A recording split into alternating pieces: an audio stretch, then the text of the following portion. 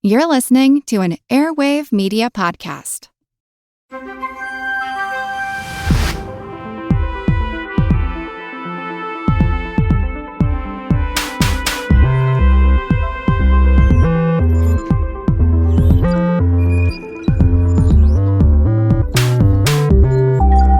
Welcome to Unbiased Science, where we bring scientific method to the madness. We're your hosts, Dr. Jess Steier and Dr. Sarah Scheinman. And today we are joined by such a special guest to talk about such an important topic, hormonal birth control, because we get a million questions about this all the time. And we have the amazing Dr. Bayo Curry-Winchell, who told us her nickname is Spicy Donut, and maybe we can explain why in just a little bit. But she's here to break down this important topic.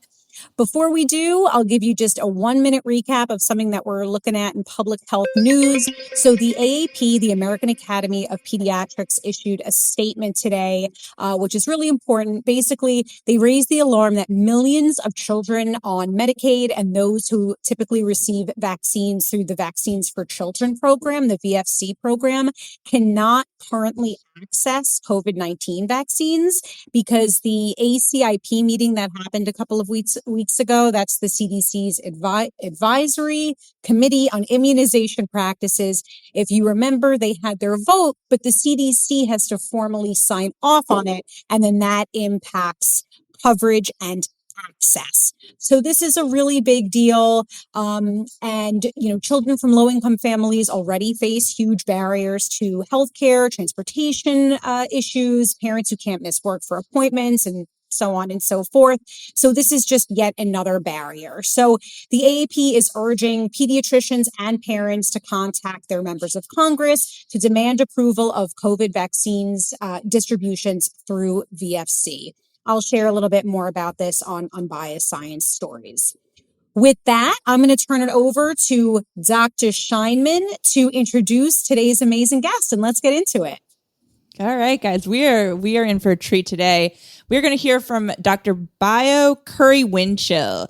She is a board-certified family physician, the medical director of urgent care clinics at St. Mary's Health Network in Reno, Nevada, and a passionate patient advocate. Known as Dr. Bayo on social media, she reaches millions through Instagram, TikTok, and her podcast, Beyond Clinical Walls, where she helps families understand their bodies and the healthcare system so they can better advocate for the care they deserve. A frequent guest on ABC and NBC, she serves as Nevada's Patient Protection Commission. She serves on Nevada's Patient Protection Commission and previously served on the CDC's National Community and Public Engagement Work Group. Her TEDx talk on the Black maternal health crisis, Do No Harm, has over 2 million views and showcases her commitment to addressing women's health disparities and patient advocacy. You guys, I listened to that this morning when I was getting ready for work, and oh my God, I almost started crying. It was extremely powerful. Everyone needs to watch it, and we will link it in our show notes. Anyway, drawing from her own journey of misdiagnosis as well as her near-death experience during childbirth, Dr. Bayo brings both expertise and empathy as she empowers patients to take charge of their health. Dr. Bayo, welcome. We are so happy to have you on Unbiased. Thank you both for just having me. It is a pleasure to be here. Okay, well, because I had to say spicy donut, can you just in 10 seconds, what is that about? Yes, I can.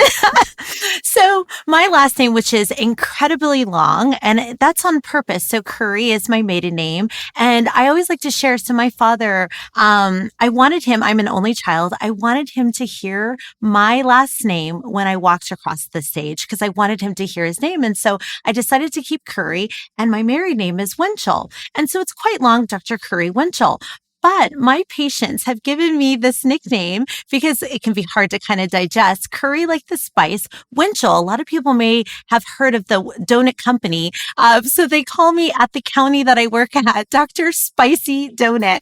And I'm a little spicy. I'm definitely, live in joy all day long. And so I'm a blend, and it's awesome. So Spicy Donut. I love that. And I figured our listeners would too. So thank you for sharing that. And just really quick aside, I'm an only child too. And so Steier is my maiden name. And similarly, when I got my doctorate, it was very important for me that my father, who was very sick at the time, see me become Dr. Steier. And so that was super, super important to me. So I totally get what you're saying. Oh, I love that. It is. It's one of those moments. I've been a Curry my whole life and I'm still a Curry. So I'm going to honor it. Love it. My husband doesn't, well, that's a separate conversation. We'll talk about that another time. But anyway, so we kick off every episode with the same question, which is, what is a news item that caught your attention and why should people care about it? So a news item is this thought process that Tylenol, I just have to go there. I can't not say it, isn't safe in pregnancy. And this conversation is one that I never thought we would even be talking about. It is a proven safe medication. And when you look at the limitations and the restrictions that are available for pregnant women to help with pain, to help with a fever, all of the things that we know as doctors that can be really detrimental to the mom and baby, never thought that I would see this. So that's the topic that I'm trying to advocate and share accurate information about. Well, we should talk because this is something that we've been writing a lot about. And we have a lot more content planned. Yeah. And for our listeners, last week's episode, we actually dove pretty deep into that. Yes. Especially the connection between, or lack thereof, between Tylenol and autism. So if you want to tune into that episode to learn a little bit more about that. By the way, that is Sarah's very nice way of saying, Jessica, shut up. We've already talked about this. No. But you know what? It's a nice bridge to the topic today because the Tylenol issue, we've been inundated with questions about that. We're similarly inundated with questions from people who are concerned about hormonal birth control because there's a lot of, I'll say, information. Some of it is misinformation and disinformation about hormonal birth control causing things like cancer and infertility, and there's a lot of concern out there. So we're hoping that you can help us, separate fact from fiction. And so can we start, Dr. Bayo, can you tell us, how does one know if birth control is right for them or if it's safe for them to take? So there's a lot out there. I mean, when you scroll through any social media, birth control is kind of at the forefront in respect to a lot of misinformation. And so I like to kind of break it down. Birth control has estrogen, progesterone. There are also types that do not have hormones. And then there's other modalities that are out there that are being shared on social media. And when it comes to choosing the right birth control for you, the first thing I suggest to my patients is first, let's take an inventory of what is important to you, because there's pills, there's different insertions, there's different types. And so I lean into family history. Do you have a history of any clots? Do you have any history of any sort of thing that would prevent you from being on that birth control? Also, lifestyle. What is important to you? Do you want something short-term, long-term? Do you want children? Do you not want children? All of those things are an important piece to start with. And then, of course, the biggest thing is having a conversation with your doctor, because there are things that are not shared out there about birth control. And that's why I'm so excited that we're going to talk today to help people really have that individual, unique choice. Well, what I was also just going to ask if you could maybe just for our listeners kind of go through in general the different classes. You alluded to it a little bit, but the different types of birth control, because there's so much out there, and we get a lot of questions on hormonal birth control. But you alluded to the fact that there are different insertions as well. So can you just kind of broadly talk us through some of the different types?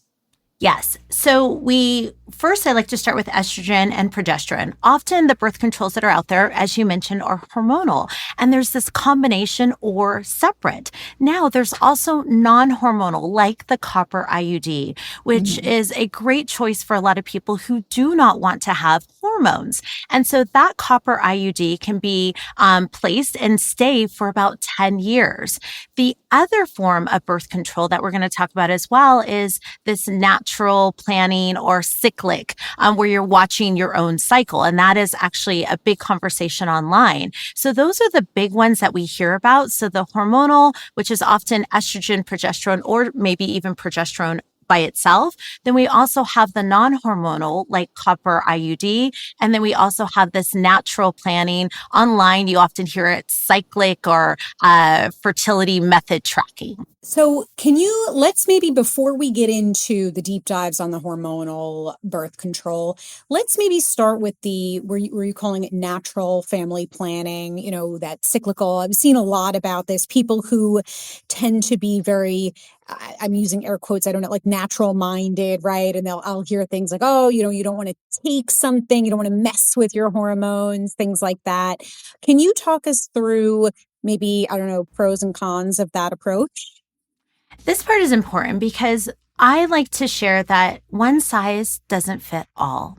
And when you scroll through social media and you're seeing all of these different stories, which stories are important to hear, but that doesn't mean that story is the right fit for you. And I think that's important when you're choosing which type of birth control or what type you would like to actually choose for yourself. And so when we look at the different types, whether it's hormonal or non-hormonal or the natural planning is focused on everyone having a period of a 28-day cycle. And so normally you have to have ovulation to release an egg, and then we have the sperm, and then we have a baby.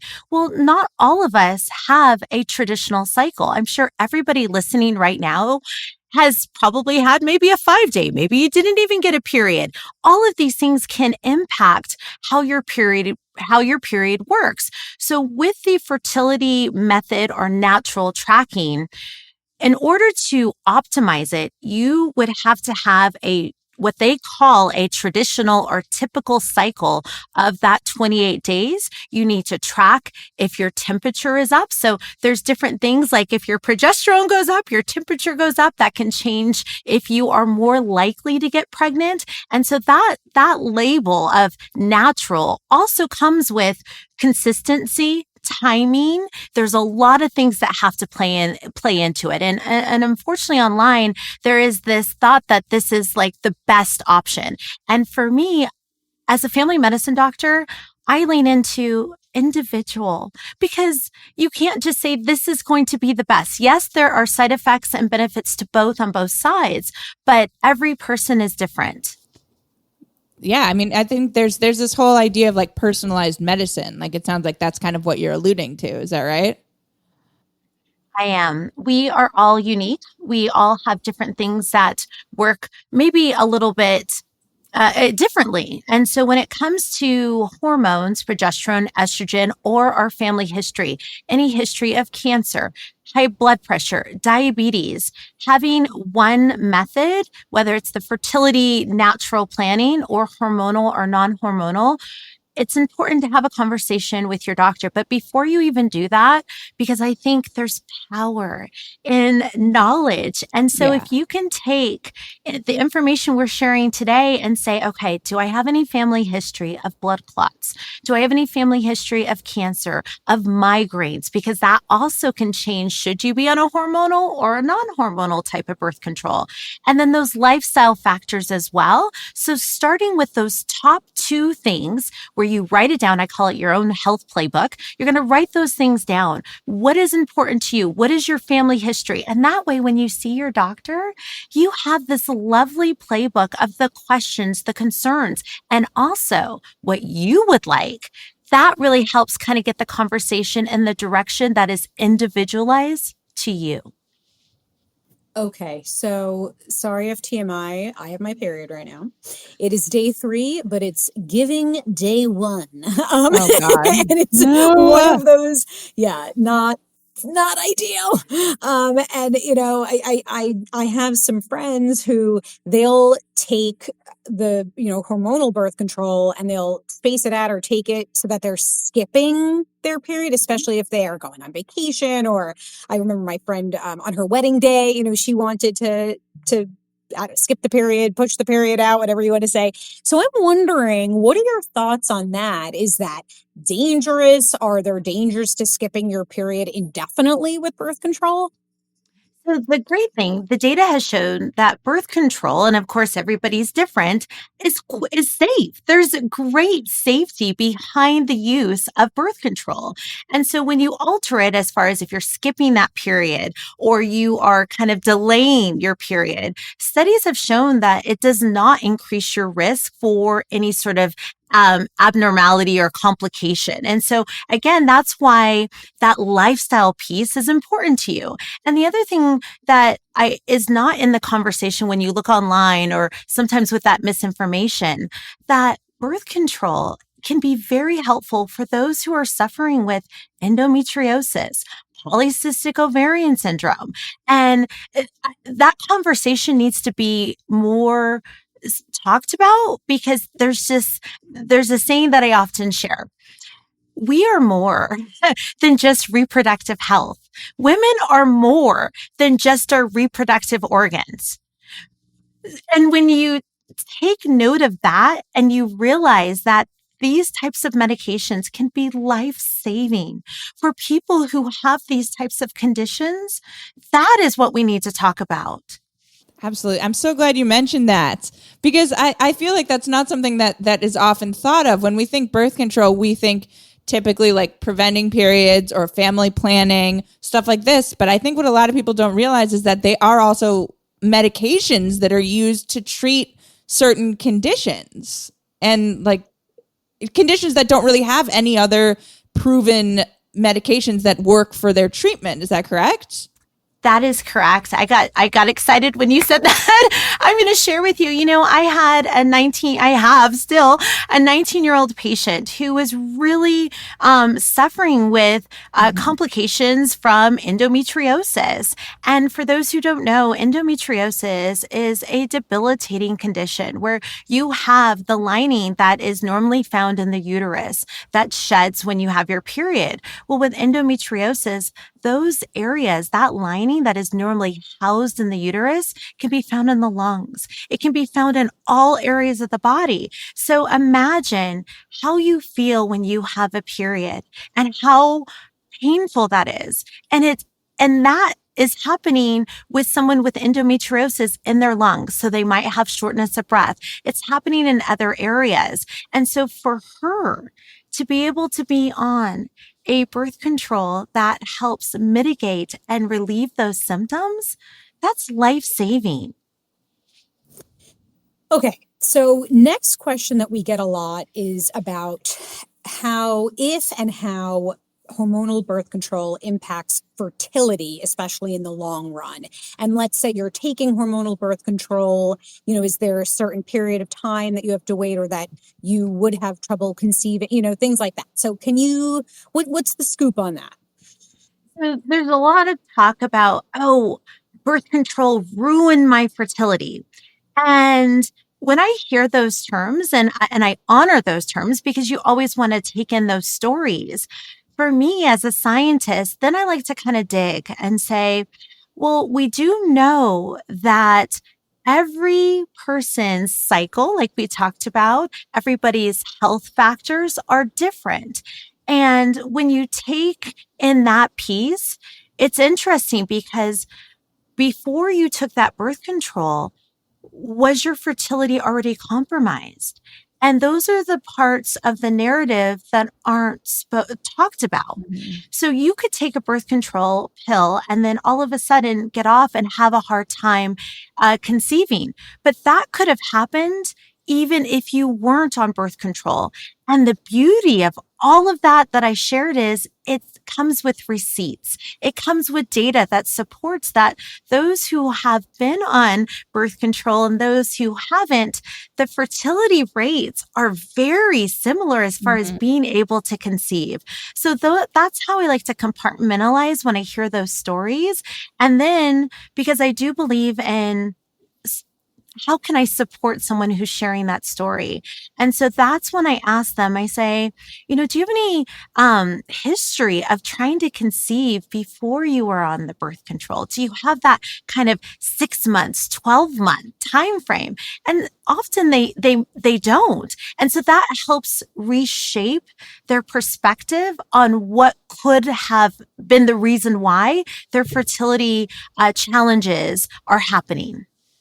Yeah, it sounds like there's no way of knowing for a lot of patients whether or not it was the birth control that are causing fertility issues. I mean, it sounds like it's like the definition of a confounding variable here. That is correct. And to your point, when we talk about confounding variables, let's not forget the different health conditions. We talked about polycystic ovarian syndrome, endometriosis. There are a lot of conditions that can also reduce your risk of being able to conceive. And let's just go back to being women. Women in healthcare are more likely to have a delayed diagnosis. Endometriosis, 7 to 10 years to get a diagnosis. So when you compound all of those factors together, we are already at a disadvantage of conceiving or knowing about our diagnosis, getting treated. So to focus on one thing as the issue instead of looking at the entire picture of all the disparities, all of the lack of information we have when it comes to just our general health. And I'm going to add one more thing to that. As far as women's health, we have not been studied at all, really. And I like to correlate it with Netflix. Netflix has been around for about 30 years. That's the same amount of time that we've been studying women's health. So there is so much that we do not know about how our bodies work, how we process medications, what diseases are more prominent. So to blame it on one thing is a miss. Instead, let's focus on what other information we need. That was so beautifully said. And also that Netflix analogy is jarring, right? Like mind is blown. That really puts it in perspective. It does. Oh my gosh. The other big thing we hear about is cancer risk. Can you comment on that and whether hormonal birth control increases the risk of certain cancers? So there's a lot of things trending, and cancer has been, kind of the focal point. And the data shows that those who are on birth control actually have a less likely to get cancer. And so they followed a group of women along, and the percentage was remarkable. I believe, and I'm trying to make sure I have that percentage, and I'll add that data, that research, but it has been shown to reduce your risk of ovarian cancer. And I like to always give a definition of how ovarian cancer impacts women. It is one of the cancers that is very difficult to diagnose. Why? Because of the symptoms. Early satiety, meaning you get full quickly. Bloating. I think every woman listening to this has experienced bloating. Constipation. Fatigue. Right. I can raise my hand. All of these things. And all of these symptoms can also be associated with, oh my goodness, your period, just life, what you ate that day. And so that really makes it challenging to diagnose ovarian cancer. And because of that, we often are not able to diagnose it till later stages in life. And when it comes to cancer, earlier is better as far as options. And so I'll go back to the fact that the birth control pills have been shown to reduce your risk. That's huge. That's a huge piece. And the other thing I want to highlight is when we talk about breast cancer, ovarian cancer, endometriosis, all of the conditions we mentioned, if we can get a jump start on reducing the risk of those cancers, the longevity that we get not only for ourselves, but our loved ones or whatever we would like to do, that's huge. And I like to give that as an example. Yeah, that's so helpful. And I'll link to this in our show notes. We actually did, we've done a few posts on this, but we did one post that sort of goes through a bunch of different myths or concerns about hormonal birth control. And one of them was about cancer. And if it's okay, I'll just read it. It's super brief. It just is, for starters, cancer, like you said, is multifactorial, meaning that many factors can influence cancer risk, including genetics, environment, and lifestyle choices. While hormonal birth control may slightly increase the risk of some cancers, like breast and cervical cancer, again, totally depending on family history and all these other factors, it can actually decrease the risk of others like ovarian, endometrial, and colorectal cancers. So overall risk of cancer actually decreases. And so for most, the benefits far outweigh any minor risks, and overall cancer risk is typically decreased by hormonal birth control. Mhm. So yeah, thank you for that. It's one of those things that's nuanced, right? And so I think, this is something that we get lots of questions about all the time. Sorry, Sarah. I was going to say, and we were just talking about endometriosis, right? And how birth control is often used as a treatment for endometriosis. And it's my understanding that endometriosis is a risk factor for certain types of cancer itself. So by treating your endometriosis, then you're in turn perhaps decreasing your risk of cancer. That is correct, and that speaks to me because as a family medicine doctor, I get to see all ages, and I also see a wide variety of different conditions and diseases. And so I'll see, a patient with endometriosis, and she probably has diabetes, high blood pressure. We've got a lot going on. And so that overall reduction, that ability to reduce her risk factors for other diseases are important. And I'm so glad that you read, the data points show that it does reduce. Now, there's a lot of things we don't know, but that's where we need to fill in with research and including women of color, different modalities that we know can impact your increased risk or can increase your risk for cancer. That's where I think the power, the funding, the research needs to go into. And the misinformation that's out there, yes, let's have a conversation, but reminding ourselves that these are people's lives. The choices that are being shared that are rooted in misinformation could impact that person in that moment. So one more question for you, and then Sarah, I don't know if you have any others, but so I remember I've tried a couple of different types of birth control in the course of my life. I took pills, hormonal birth control, and then I switched to NuvaRing at one point, and that in particular really wasn't for me. It caused some other issues, some localized pain, and some other stuff, and it caused me to stop that. So this is a long way of saying that there are some reasons why, certain types of birth control are not going to be for everyone, right? And so, how can people advocate for themselves if they are having birth control side effects? Because I think overall we're saying that it's, personal choice. Overall, it's safe. We have amazing data on it. We, debunk some concerns around infertility and cancer. But even with that, it still might not be for everyone. So how can people advocate for themselves? The first thing is to write down or even voice and record. I actually recommend that about what you are experiencing when you start that birth control pill. And, am I feeling more nauseous? Am I getting more headaches? Do I feel like I'm bloated or gaining weight? Once you have what you're experiencing, I ask everybody to write down, like, how often is it happening? Is it happening in the morning? Is it happening at night? Is it happening 2 to 3 times? I want you to label it. The other thing is, have you noticed that it's getting worse? Or is it staying the same? Leaning with those things and memorializing it, writing it down. And then before you even see your doctor, practice saying, I've been on this pill for a month and I've noticed that I feel more bloated all throughout the day and it's getting worse. And having that time frame. It's what I call my clear, concise, and confident. Because when you go in and you talk to your doctor and you want to advocate for yourself and you're like, this pill is not working for me, I need you to do something now.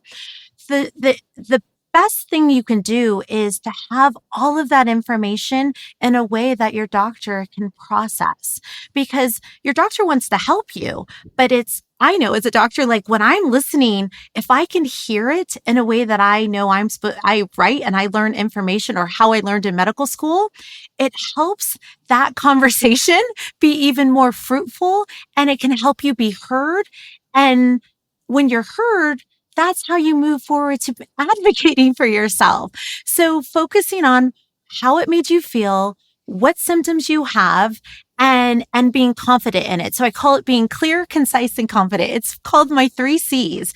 And so then going in, and then if your doctor doesn't listen to you and doesn't believe you, because I like to give a second step because it doesn't always work, I lean with, help me understand why you think I need to still be on this medication. That way it's not confrontational.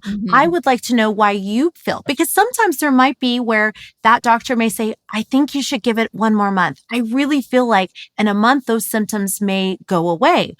Or they may have to take a self-check and say, maybe I didn't hear her well. Why should you be still on that? And so when you can come together in a way that doesn't make you feel as a patient, because not everybody feels comfortable, confronting. And I want to honor, there is a power shift that happens from a patient to a doctor. It does not matter your education or your finances. There is something all of us have experienced. You go into the doctor, you have all of these things that you want to say, and all of a sudden it vanishes. Why? Because there's just a different shift in that power. And so if you can come in armed with that information, write it down, put it on your phone, and then share it in a way that, honors your feelings, your thoughts. I think that is a very underutilized way to advocate for yourself, especially when you're having symptoms that are not serving you. Love it. Love it so much. That's so powerful. Thanks for that advice. Sarah, do you want to ask our wrap-up question? I do. So Dr. Bayo, we like to end things on our episodes this season just because there's so much going on in the world with a little bit of hope. So we'd like to ask you, what is something that's giving you hope in public health and science in the world right now?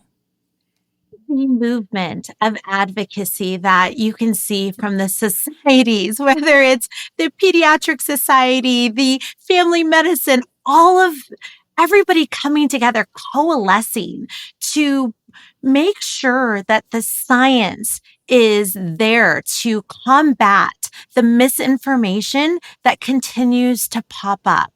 And that has been really inspiring to me to see us all come together and say, no, this isn't true. And then to share how this impacts our patients, how it impacts public health. All of those factors gives me hope. And I also have to say, another part that has just given me hope is a thing that I just recently created, and I'm really proud of it because I know that it is bridging the gap. And I launched 3 weeks ago. It is a free crowdsourced patient recommended list called Clinicians Who Care. All of us have experience. I always like to say, raise your hand if you've ever been dismissed when you've gone to the doctor. And the stories are there. And I recently shared what happened to me when I was in college, where I had to go through multiple doctors to get a diagnosis of lupus. And when I shared it, the stories poured in, a community was created. And in that, I thought, how can I bridge patients and doctors in a way where you can focus on finding a doctor that listens, cares, and believes you? So I created a Google Doc. It's a free list. And the only factor is share how this doctor made a difference in your life, because you can have the most access in the world. You can have all this information, but if your doctor doesn't believe you, how are you supposed to access it? So it's like a list, like you think Yelp for restaurants, but it's a list for patients, and people just share the entry of the name of the doctor, the city, the state, and now the country, because now we have almost 1,500 names worldwide. And you write in free text why that doctor made a difference. So imagine that woman, or because this list is for everyone, but imagine that person thinking, I have a child, or I'm struggling to find a doctor that will take me serious and that will believe me. You go to this list, Clinicians Who Care. You can organize it, see the name of possibly in your city, and it connects you. So that's Oh my gosh. Dr. Bayo, your passion is contagious. Your compassion absolutely pours out of you. We are going to drop links to all of everything that you mentioned. You have a website, drbio.com. That's DOCTOR, and then bio is BAYO.com. You can also follow Dr. Bayo on social media. She's on TikTok and Instagram. Same thing, right? Dr.Bayo. We'll link to all of this. What an absolute pleasure and honor to have you on the pod. Thank you so very much. Well, I would like to extend a level of gratitude to you, but to both of you for this beautiful conversation that elevates and uplifts science. And you guys are doing a fantastic job. Well done. Love you. Jess is going to cry. All right, Sarah, before I cry, take us home. Okay, thank you all for tuning in. We hope you learned a thing or two. I certainly did. Please join us next week on your trusted source for no nonsense, just science.